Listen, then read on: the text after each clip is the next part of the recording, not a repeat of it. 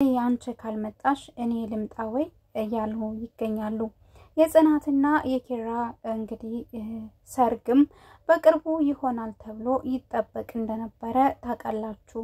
ከናሆሜ ጋር የጀመሩትም ለምሩ እሱ ቀለበት አድርጎላታል። አሁን ግን ኪራ ለጽናት ምንም ያደረገላት ነገርም የለም። ስለዚህ አባትየውም ሽማግሌ ልኮ እንደ ድሮው ማለቴ እንደ ገጠር እንደ ባህል ወጉ እንዲጠይቅና ልጁን እንዲድርለት ይፈልጋል። የጽናት አባት ይሄንን ነገር ማረግም እንደሚፈልጉና ደውሎ ኪራንም ነግሮታለኝ። ጽናትም ይሄን ነገር ካልጨረስነ ቤታችን ውስጥ ያለውን ኮተት ካላጸዳን መሄድ አንችልም ትላለች። ከዚህ በፊት የኪራ አባት ሁለታቸውን ለማጋባት እንዲሁም ደግሞ ሰርጋቸውን ለመደገስ በነበረበት ሰዓት የኪራ እናት በመሞቷ ሰርጉ እንደተቋረጠ እናውቃለን። ነገር ግን ይሄ ሰርግ ደግሞ ገጠር እንደሚቀጥልና በወግ በባህል ጽናት ኪራን እንደምታገባው አባትየውም ተናግረው ነበር። ነገር ግን አንዱን ሲያስቡ የጽናትና የኪራ ፍቅር አንዳንዴ መነጫነጭም ወይም ደግሞ በመሃላቸው ግጭት እየተፈጠረ ስለሆነ ምንም አይነት ደስ የሚልም ነገር ስለሌለ አሁን ነገሩን ዘግየት እያደረጉት ነው። የሁለታቸው ቤተሰቦች ግን በፍጹም መዘግየት የለበትም። ወደ ክፍለ ሀገር መታችሁ እኛ ጋር መቀመጥ አለባችሁ ለትንሽ ጊዜ፣ እንዲሁም አባቴ ሽማግሌ ወደ እኛ ጋር መላክ አለብህ እየተባለ ይገኛል። ኪራ አባት ከመጣ በኋላ እንግዲህ ቤታን ምን እንደሚላት ባይገባንም ቤታን ካዩ በኋላ ማናት ምንድናት መጠየቃቸውም አይቀርም። ስለዚህ የቤታ ነገር ካላለቀ እንዲሁም ደግሞ ህመሟን ጨርሳ ወይም ደግሞ እነሱ ወደዚህ ከመጡ እሷ ወደ ቤተሰቦቿ መሄድ እንዳለባት ጽናት ተናግረዋለች ለኪራ።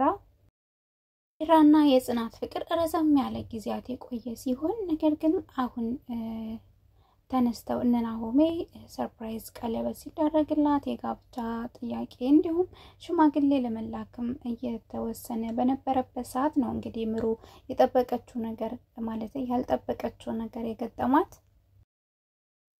ከጽናት የእሷ የተሻለ ይመስለኛል። ጽናት አንድን በታሰበም ባልታሰበም ጊዜ ውስጥ ቤቷን ሴቶቹ ጥልቅልቅ እያደረጉት ነው የሚገኙት ማለት ነው።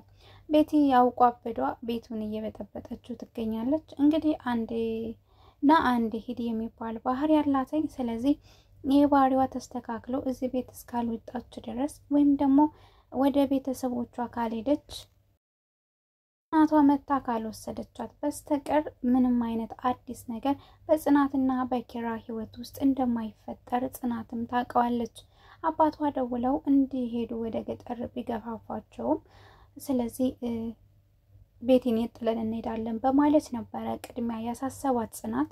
እውነቷን ነው። የት ይሄዳሉ? በአሁን ሰዓት ቤቲ ታማሚ ነኝ፣ ስኳር በሽተኛ በየደቂቃው ነው የሚረባት፣ እንዲሁም ኪራ ነው የምትለው። ስለዚህ በፍጹም ይህንን ነገር ጣጣ ካልጨረስነ በስተቀር ቤቲን ጥለናት የትም አንሄድም በማለት ኪራም ይመልሳል። ጽናትም በቃ ኮተት ግን እስክትጨርስ ድረስማ ዘመናትም ያልፋል እያለችው ነው። ኪራም ጽናትን በቤቲ ጉዳይ ሁሌ መጨቃጨቅ የለብንም እንዲሁም ደግሞ ለቤቲ ብዙ አይነት መንገዶች መክፈት የለብንም በትዳራችን ይላታል። ወይም ደግሞ በፍቅራችን ትዳር እንኳን ገና አልተያዘም፣ በፍቅራችን መሀል ብዙ ነገሮችን እኔና አንቺ ተወያይተን ለብቻችን እየፈታ ነው እንሄድ እንጂ ለቤቲ ይሄንን ክፍተት መፈጸም የለብንም፣ እሷ ክፍተቱን ተጠቅማ መግባትም የለባትም ላታለኝ። ጽናት ግን ሁሉም ነገር ስለሰለቻትና ስላስጠላተኝ ቤቲንም ለማናገር ትሞክራለች። ቀረብ ብላ ወደ እናትሽ ጋር ሂጂ፣ አሁንም ደህና ነሽ፣ ጤነኛ ነሽ፣ አልታማምሽም ትላታለች። ቤቲ እንግዲህ ታምም ያለው ሳይሆን ጤነኛ እንደሆነች ነው ራሷን የምታስበው።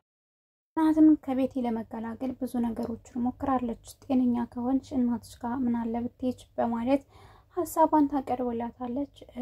ቤቲም በደንብ በቃ መሄድ እንደምትፈልግና ነገር ግን ኪራን ይዤው መሄድ አለብኝ፣ ከዛ ውጭ ግን አልሄድም፣ እናንተ እንደማትወዱኝ እንደማትንከባከቡኝ ያውቃለሁ፣ ኪራ ግን ወደኛ ቤት ለመሄድ ፍቃደኛ አልሆነም በማለት ቤቲ ትመልስላታለች። ቤቲ ደግሞ እንግዲህ በአሁን ሰዓት ኪራ ካልመጣ ምግብ አልበላም ዋልጠጣም በማለት ታናድዳቸዋለች። እንዲሁም የሊናን ዕቃ በሙሉ እንግዲህ በማበላሸት ቤቱን ውስጥ በሙሉ እያሳበደችው ትገኛለች። እናቷም አውቃ ነው እንግዲህ ልጇ ስታስመርራት እዚህ አምጥታ ጥላት ሄደችው እንጂ በፍጹም አንድ ጤነኛ ያልሆነች ልጅ ሰው ቤት ሂጂ ተብሎ ተትታ እንደማትኬድ እንዲሁም አስቸጋሪ ልጅ እንደሆነችም ደውለው ይነግሯታል።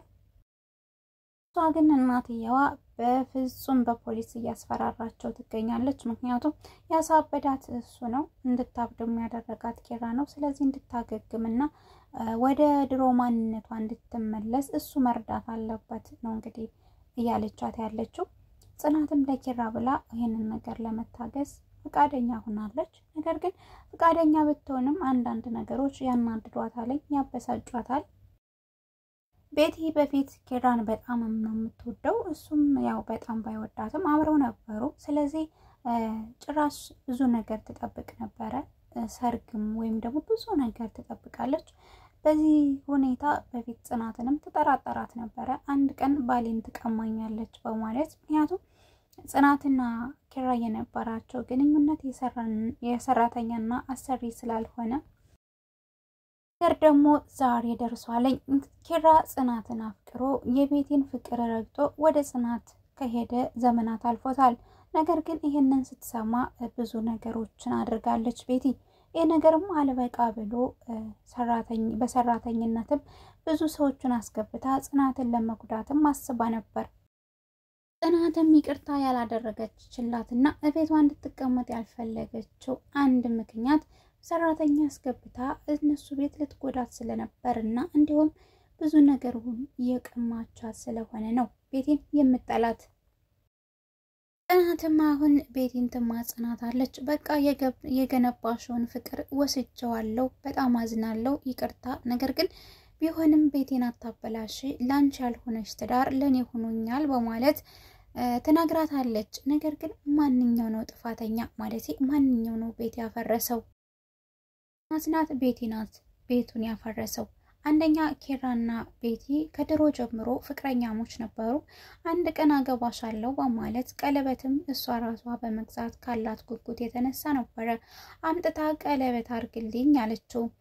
በዚህ አጋጣሚ ካስታወሳችሁ ቤቲ ጽናትን አታስመስይ በሚል ሽንገላ ቃል አትንገሪኝ፣ እውነት ለኔ ፈልገሽና አስበሽልኝ ከሆነ ኪራን ተይልኝ ብላት ነበር። አሁን ያ ነገር ጽናት ትዝ ብሏታኝ በቃ ባልሽን እኔ ወስጄዋለሁ፣ ፍቅረኝ ማለት የገነባሽውን ፍቅር ወስጄዋለሁ፣ በጣም ይቅርታ አድርጊልኝ ቤቲ፣ ነገር ግን አሁን የኔን ቤት አትበጥብጪው፣ ስለዚህ ወደ እናትሽ ቤት ሂጂ ትላታለች። ቤቲ ለኪራ ያላት ፍቅር ለየት ያለ ነበረ። አንድ ቀን ደግሞ ጥሏት እንደሚሄድና በሌላ ሰው እንደሚቀይራት ሙሉ እምነትም ስለነበራት ቀለበት ራሷ በመግዛትም ተንበርክከህ አርግልኝ ስትልም ትጠይቀው ነበረ። ኪራ ግን ከጽናት ጋር ብዙ አይነት ግንኙነት ስለነበረው ከሰራተኝነት ወጣ ያለ ግንኙነት ስለነበረው ተስፋ ነበረው አንድ ቀን ጽናት የኔ ትሆናለች ብሎ በማሰብ እንግዲህ የቤቲን ፍቅር ትቶ ወደ ጽናትዬ ያማራል። ጽናትንም በናሆሜ ተገፋፊነት ነበረ ከሷ ፍቅር የያዘው። ናሆሜ ጽናትን በማድነቅና በማሞገስ ሲያወድሳት ኪራም እንግዲህ ማንም እንዳይወስድብኝ በማለት ጽናትዬን የግሉ ያደርጋታል። የግሉ ካረጋት በኋላም እንግዲህ ቤቲ ብዙ ነገርም አርጋለች ጽናትና ኪራን ለማለያየት። ይሄው አልተሳካላትም። እና የተከበራችሁ የቻናል ቤተሰቦች ለዛሬ ይዤላችሁ የመጣሁት ቪዲዮ በዚህ ያበቃል። በሌላ ቪዲዮ እስከምንገናኝ መልካም ጊዜ ተመኘውላችሁ። ቻናሉን ላይክ እና ሼር ሰብስክራይብ በማድረግ እንዲሁም የደወል ምልክቷን በመጫን ቤተሰብ እንድትሆኑ ላለሁ መልካም ጊዜ